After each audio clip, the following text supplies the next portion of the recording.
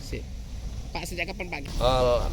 Untuk pembagian masker baru kita laksanakan hari ini Pak, karena sesuai dengan rapat dari BPBD kemarin dengan instansi terkait, Dinas Kesehatan menyampaikan bahwasanya cuaca kita sudah mulai kurang bagus gitu Pak, karena asap seperti yang kita lihat masih ada.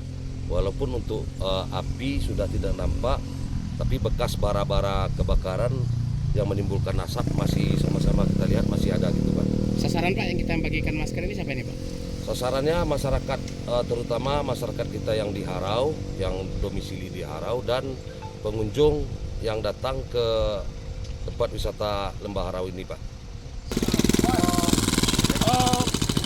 Smoke.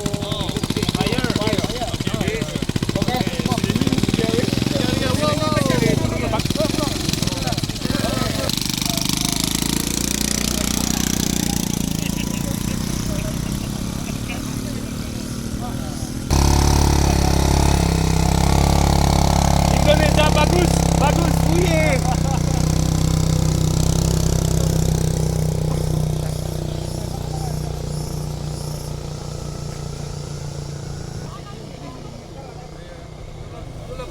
Jelajahi cara baru mendapatkan informasi. Download Metro TV Extend sekarang.